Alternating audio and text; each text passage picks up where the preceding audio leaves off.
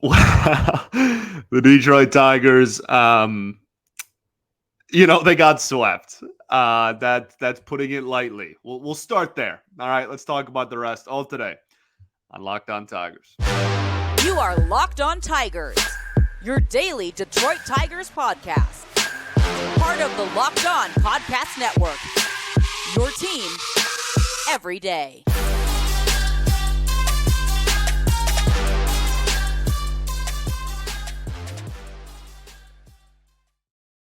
What is up, everybody? Welcome back to another edition of Locked On Tigers. I'm, of course, your host, Scott Bentley. Today is Friday, July 28th, 2023. Thank you so much for making Locked On Tigers your first listen every single day. We are free and available wherever you get your podcasts, including YouTube, part of the Locked On Podcast Network, your team every day. Be sure to check out the Detroit Tigers broadcast on the SiriusXM app. You just search Detroit Tigers on the SiriusXM app. And next thing you know, you're listening to the home broadcast. We got some legends in the booth. Very, very cool feature that is available anywhere, anytime for you.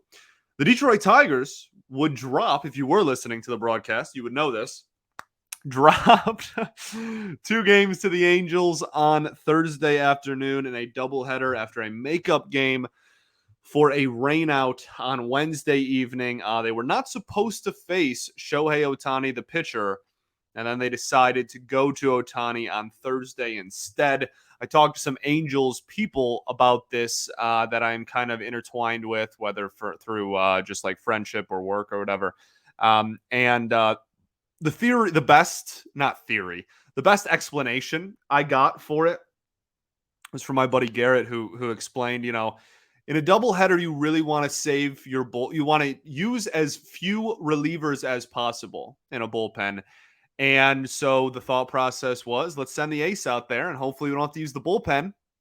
That went pretty well, I would say, for the Angels. I know that a lot of people have said this. So if you're like on social media or whatnot, this is not a new take, not a fresh take already by the time you're listening to this, because that's how fast the world moves now. But I do think that there's a legitimate conversation, probably a winning argument at that he probably had the single best calendar day any baseball player in the history of the world has ever had. In game 1, he pitched a complete game, 8 strikeout, 1 hit shutout. And in game 2, he had 2 home runs. It's miraculous. And I know that some people were upset that everybody kept talking about it. I'm not going to be the one to not talk about it. I understand that we got absolutely pumped, and I want to win every game, man. It upsets me when my Angels fans who I love dearly are like, hey, like, thanks. Oh, yeah, you're welcome, right? The Angels need wins now more than they've ever needed them. You're welcome. Glad that I can help you. Obviously not my doing, something I have no control over, but I'm very tired of losing just like y'all are, and I want to win. But at the same time, as a fan of the game of baseball, you can be upset with the losses and still sit back and go, I'm going to tell my kids, my grandkids, my great-grandkids that I watched this dude play, and he had one of the most impressive single days in baseball history while at Comerica Park. It's frustrating. I hate losing more than I love winning, to quote Billy Beane, or to quote, I guess, Brad Pitt. But it's impossible to not just watch this dude with your jaw on the floor. He's unbelievable. And he's got a chance to have a 200 strikeout season while also hitting 60 homers. So I can at least appreciate greatness when I see it. And I'm glad that I don't let the frustration of losing blind my greatness, blind the greatness that is in front of me. As far as the Angels go, I do want to riff about them for a little bit. Obviously, this is a Tigers show. We'll keep it Tigers, but just give me a couple minutes here. There's a lot of debate about what the Angels did at the trade deadline, right? And I mean, obviously, there's still time and whatnot, but what they're doing, rather, at the trade deadline. They made a big trade and acquired Lopez and Giolito from the Chicago White Sox for their number 2 and 5 prospect in their farm. And people, the media especially, just loves dragging the Angels. It's like everybody's favorite thing to do, and I've never really partook in that. Certainly not as much as a lot of people seem to.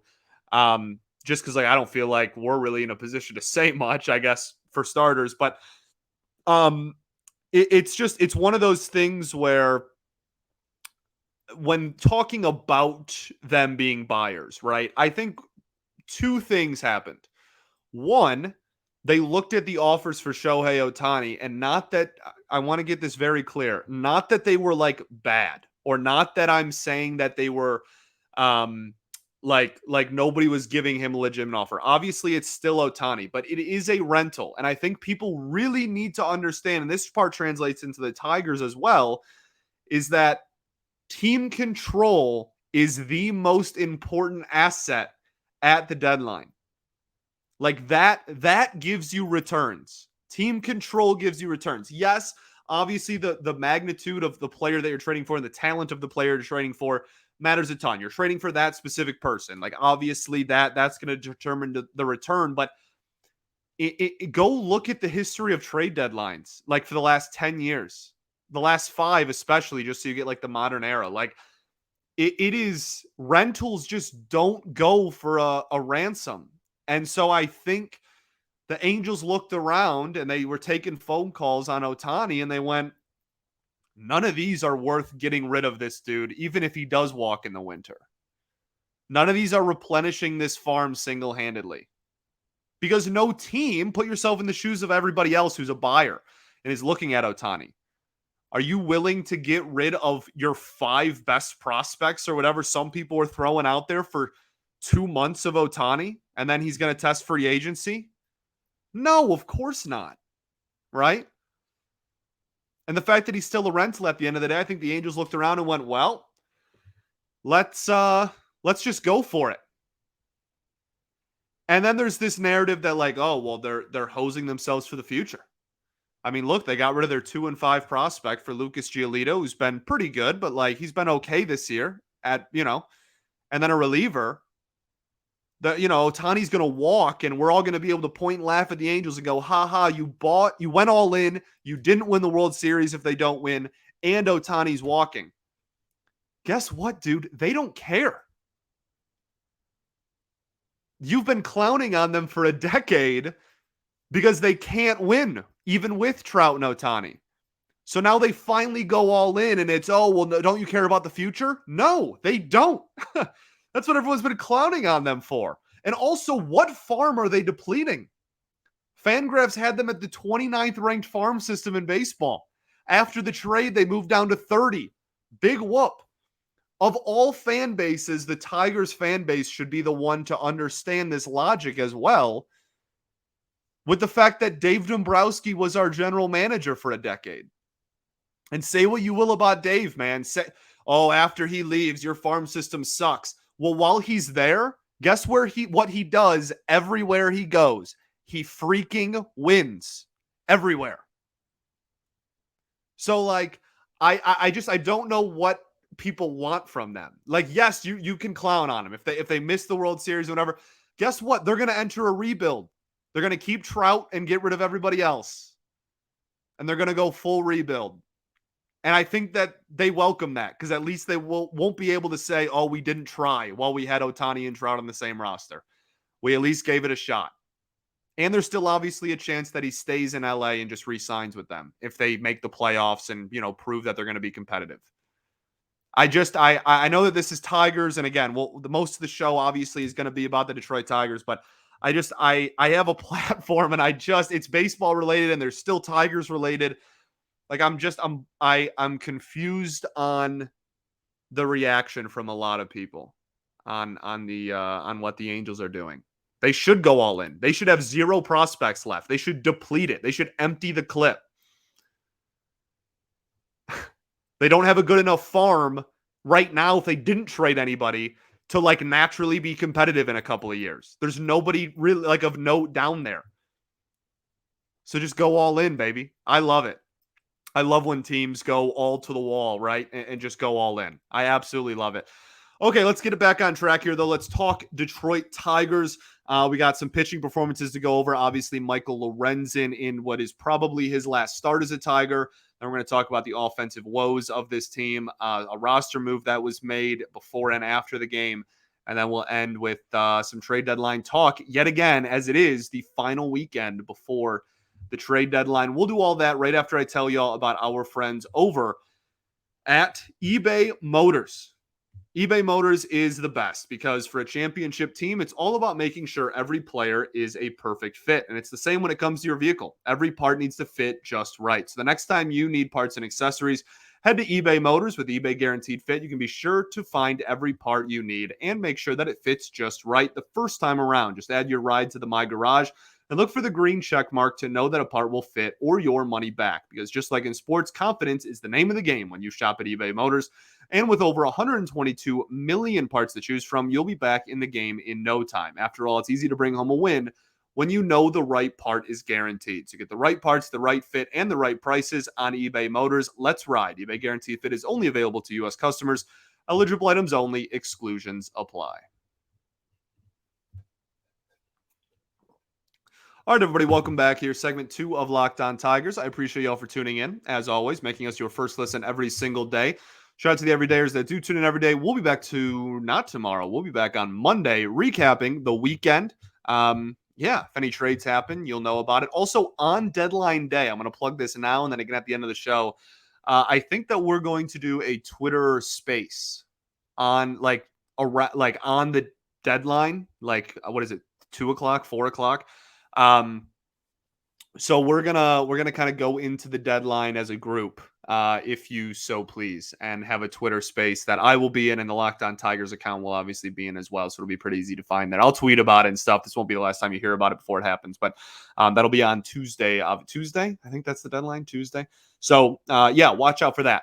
Let's talk about these games though. Golly, 12 minutes in, haven't spoken a lick about the Tigers side of things. So Michael Lorenzen gets the start. I don't think that this was a horrific start by any stretch. It certainly wasn't as good. He hasn't given up a run since June. Like, it certainly isn't as good as his other 3 starts so far in July. But 5 innings, 5 hits, 3 earned runs, 1 walk, 7 strikeouts. His ERA is still 3.58 on the season, even after the outing. Look, he wasn't just not going to give up a run forever. If he would have gone out there for the 6th and had a shutout 1 inning, he would have got a quality start. This isn't the most detrimental start in the world. He also had 7 Ks, which is close to a season high for him, I believe. Not a guy that has struck out a lot of players this year. Most of his success with the Tigers has been just being really good at inducing soft contact. And so the 7 Ks is if you're going to give up 3 runs, and you're going to lift your ERA a little bit before the deadline, it's at least nice to go out with not walking a lot of hitters and striking out, having one of the higher strikeout totals you've had all year. So, I'm not heartbroken over this. I'm not oh man, that start absolutely sucks and we're not going to get as good of a return now because of the last start before the deadline. I don't think any team was going to trade us and give us the assets as if we were getting a dude that was not going to give up a single run the rest of the year. You know what I mean? So I think the last month has done plenty, and it certainly outweighs 1 5-inning 3-run performance before the deadline as far as where his value lies, just in sample size and whatnot. It is worth noting though that this team just every single trade piece we've mentioned over the last 2 weeks, Erod, not his best start to go out on. If it's his last start as a Tiger, Lorenzen, not his best start. Cisnero gave up a homer in what could be one of his last outings. Chasen Shreve gave up runs in his. Literally, Akil Badu, we talk about, he's got whatever we said, a sub 100 average in the last 2 months. Every single player that we've even remotely speculated about getting traded has came into the deadline just skidding, which is very par for the course for this organization, it feels like. But I wouldn't lose sleep over it. I don't think that it's detrimental to trade value. We'll talk about it at the end. I was going to say in regards to his trade value, though, but we'll cover that a little bit at the end. And then Matt Manning, I I'm not going to reinvent the wheel with y'all. Like, really, with Manning, this final line: 5 innings, 7 hits, 7 runs, 1 walk, 5 strikeouts, 3 home runs against. Everything was over the heart of the plate. And like, he is another guy similar to Eduardo Rodriguez, where like, when this dude's on, it's because just like watch where the ball ends up when he's on. His fastball specifically, but like really every pitch. He had, oh my goodness, I think Jed tweeted it out.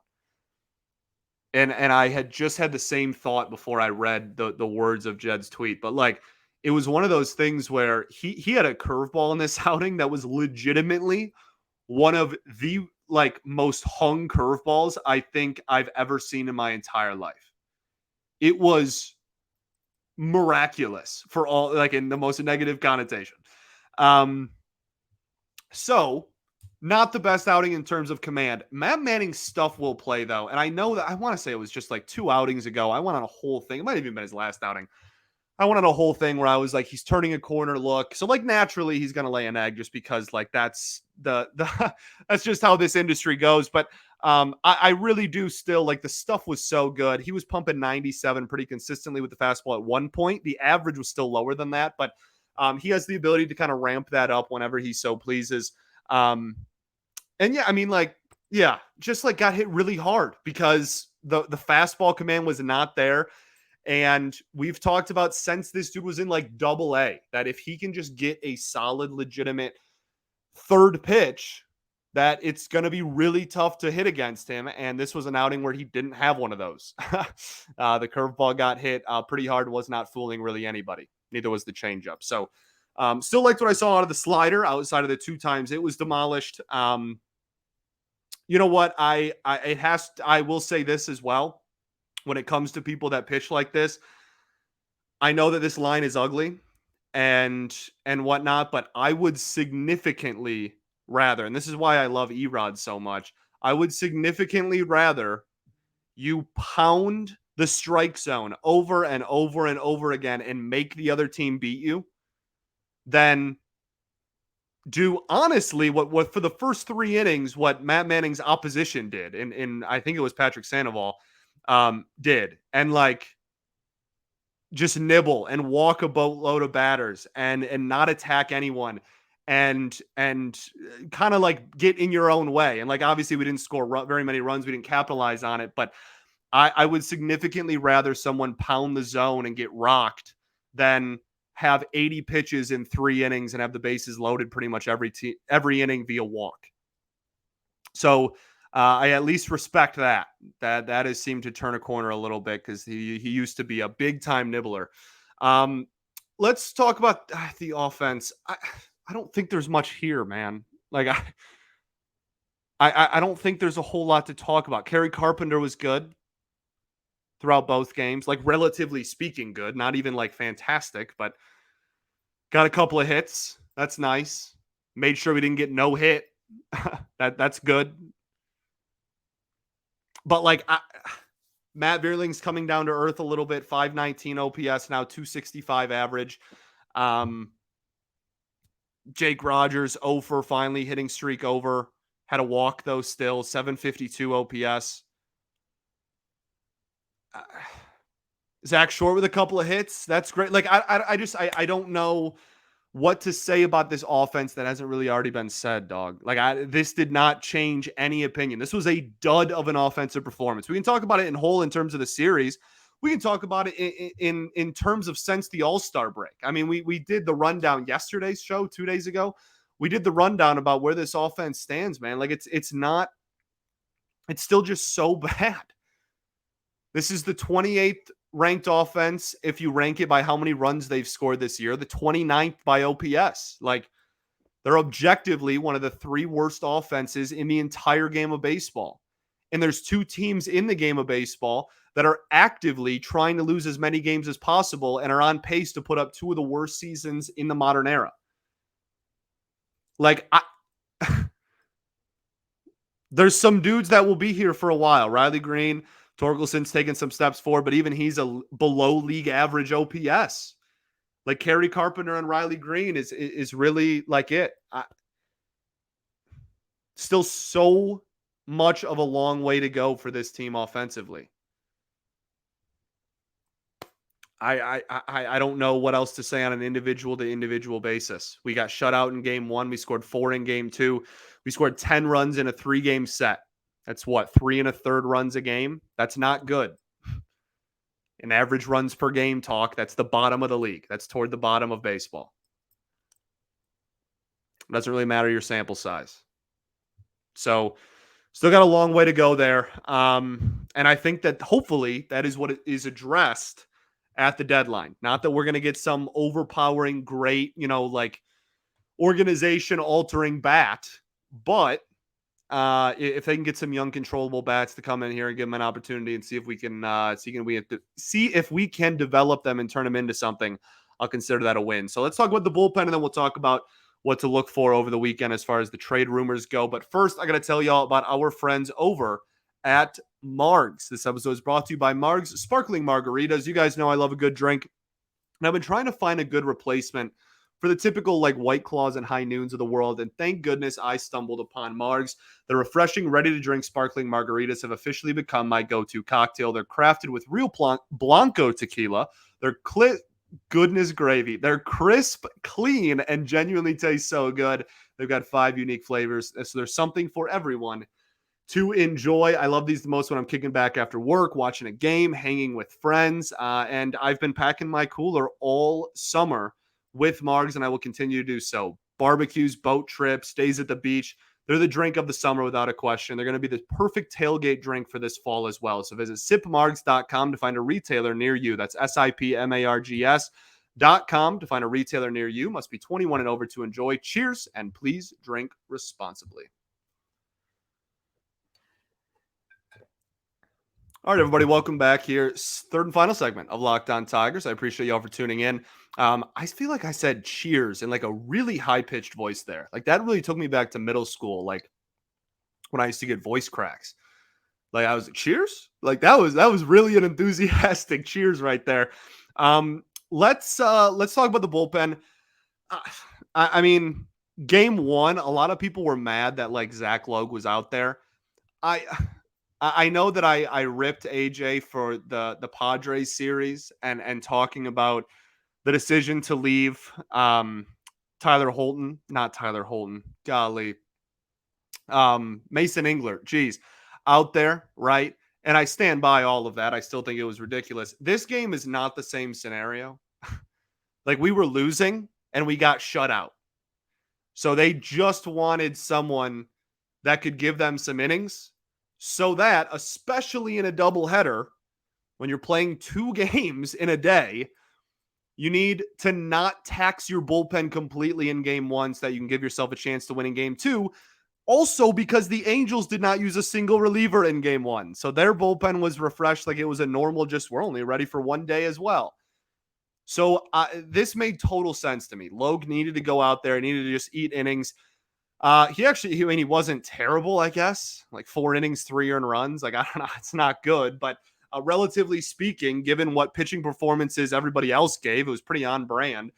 Wasn't too much different. So yeah, respect to Zach Logue. He got optioned after the game, and that was to make room for Trey Winginter. Trey Winginter, if you remember, was brought up.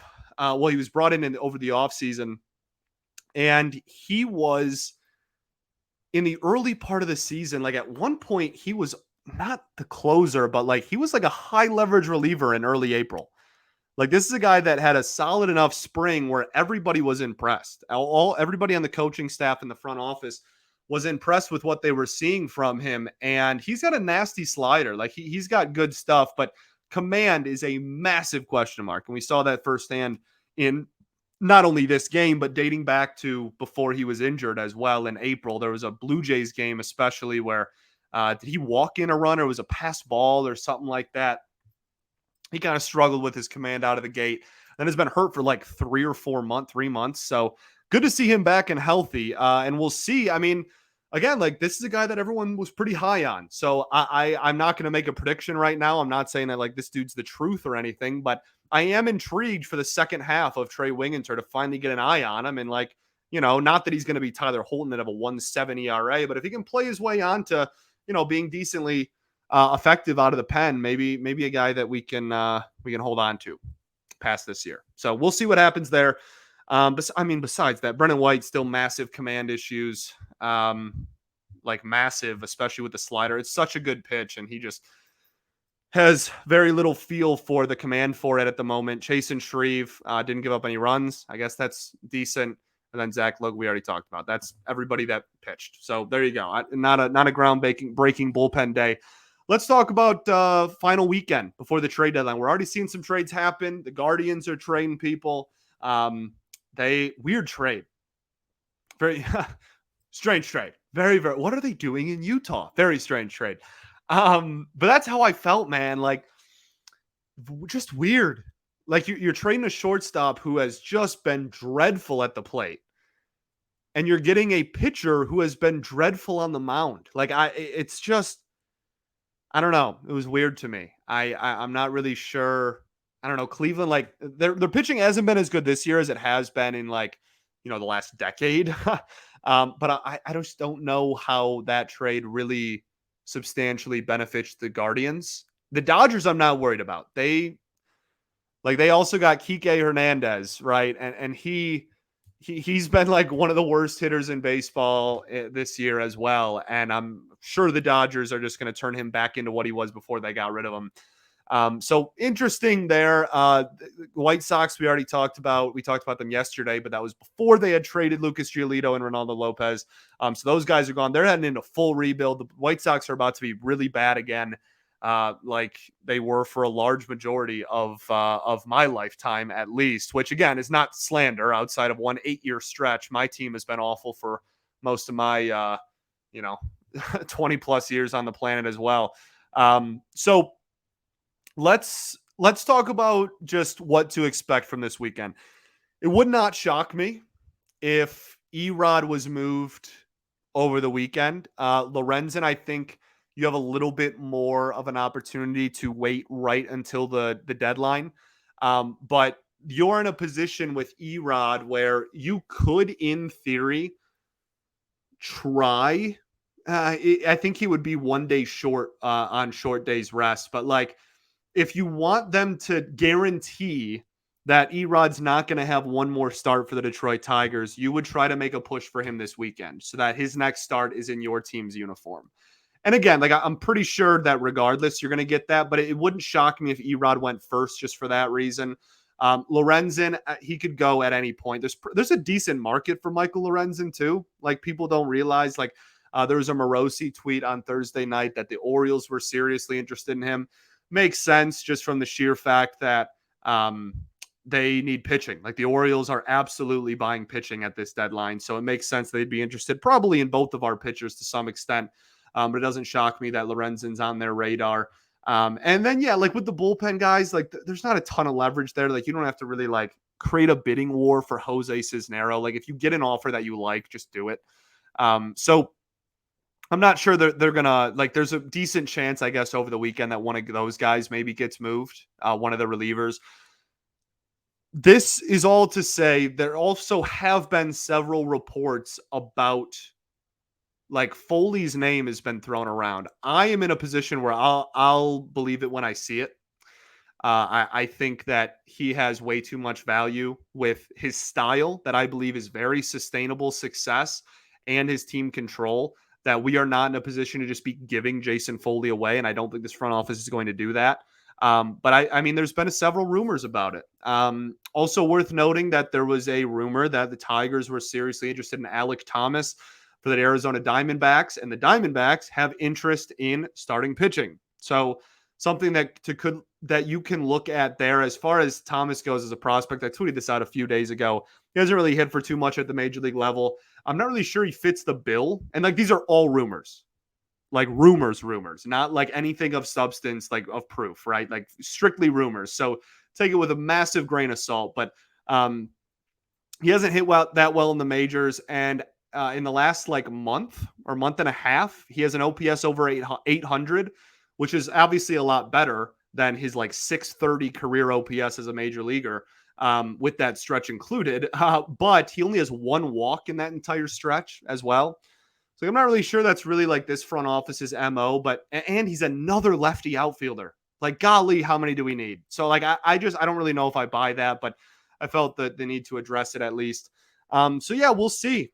We'll see. I don't want to trade Tarek Skubal. My goodness. I felt I tried to make that as clear as I could, but apparently I didn't do a good enough job because I still had people that were like, this is ridiculous. We're never trading Tarek Skubal. I'm not advocating for that. I'm just saying if someone gives you like a ton of elite bats, you're going to take it because Skubal plays once every fifth day. And if you're getting multiple elite young controllable bats, you're going to, those play every day. That's just like, I don't know. Like that just makes sense to me, but I'm not advocating for Tarek Skubal to get traded. I don't want Tarek Skubal to get traded. I don't think Tarek Skubal is going to get traded. Goodness. We'll see. To me, really the big wild cards are just Lang and Foley. I think that there's a decent chance that there's one person that is not like the Lorenzen, Erod, Cisnero, Shreve. I was going to say duo, and then that's not right. Quad, whatever the word is for that. I feel like there's probably going to be one surprise because there usually is. And Scott Harris is seems to be a lot more savvy than Avila. Avila was so predictable. It sucked. He had the worst creativity I've ever seen from a general manager ever. It was just, who's on an expiring deal? That's who we're trading. So I think that Harris might give us a little bit more creativity in that regard. So I feel like there might be one surprise candidate, but we'll see. This is his first deadline. We don't really know what we're getting out of that. We only see 2 trades, and both of them on very different ends of the spectrum as far as return goes as well. Within, Soto was a young, controllable major leaguers thing, and Jimenez was kind of just straight up 1-for-1 with a prospect. So, well, there was another player in there, but so yeah, we'll see what happens. The last thing I'm going to say is just in regards, I kind of talked about it a little bit earlier. As far as the return goes, we're not getting some organization's top prospect for anybody we have on our team. It's not happening. There's no way it happens. Okay? Like, no team is giving up, we're going to give up our number 1 and 3 prospects for 2 months of Eduardo Rodriguez. It's not going to happen, big dog. All right? So we'll talk about it when the trades do happen. We'll break them down. I have no issue saying if I think a return is light or I'm upset at a return. Zero. I basically threw a temper tantrum on air last year at the trade deadline. Okay. I have no issue doing that. So we'll see. But I really feel like every fan base does it. It's natural. You somewhat overvalue your own pieces.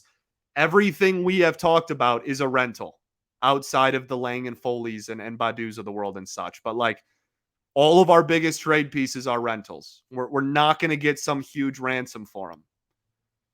I'm hoping for maybe a B-level prospect. Justin Henry Malloy was a B-level prospect. That was for 1 year of Joe Jimenez, right? Joe Jimenez was a rental. 1 year instead of 2 months, but he was a rental as well. And Henry Malloy, not a top 100 prospect, but a guy that a lot of people are excited about. If we can get a couple of those at the other end of this, right? I don't need top 100s. If you give me a couple of guys that we can talk about on here, and when we break it down, we're talking about hey, this dude could be a legitimate contributor at the major league level, albeit not with superstar potential. That's a massive win for 2 months of a 1-year contract that you gave Michael Lorenzen, or an Erod that's opting out this winter anyway. Cool. And if you get anything for Cisnero and Shreve, it's a win. Literally anything. That's a win. You're not going to get really a whole lot for them. So we'll talk about it. We'll break it down. We'll break down the people we get, and we'll talk about if it was, where I stand on it, obviously, because that's what this whole show is. Thanks for making Locked On Tigers your first listen every day. Free and available wherever you get your prospects podcasts, including YouTube. Part of the Locked On Podcast Network, your team every day. Shout out to the everydayers that do tune in every day. We'll be back Monday, recapping the weekend, trades, games, etc. This weekend, I didn't even talk about it. We play the Miami Marlins in Miami, 3-game set. a 6:40 Eastern start time, a 4:10 start time, and then a 1:40 start time. It looks like Skubal is the probable pitcher for Sunday, which would then imply that Erod and Lorenzen have pitched their last games as Tigers. So we will break it all down on Monday. Peace and love. Going to therapy's dope, and I will catch you all then, baby. Go Tigers.